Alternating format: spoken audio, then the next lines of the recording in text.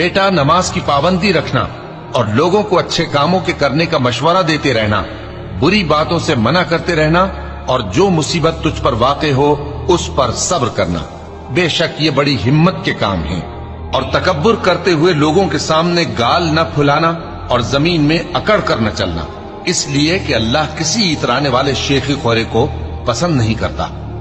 और अपनी चाल में एतदाल किए रहना और बोलते वक्त जरा आवाज नीची रखना, क्योंकि बहुत ऊंची आवाज गधों की सी है और कुछ शक नहीं कि सबसे बुरी आवाज गधों की होती है। क्या तुमने नहीं देखा कि जो कुछ आसमानों में और जो कुछ जमीन में है सबको अल्लाह ने तुम्हारे काबू में कर दिया है और तुम पर अपनी जाहिरी और बातिनी नेमतें पूरी कर दी हैं। और बाज लोग ऐसे हैं कि अल्लाह के बारे में झगड़ते हैं, न इल्म रखते हैं और न हिदायत और न किताब रोशन। और जब उनसे कहा जाता है कि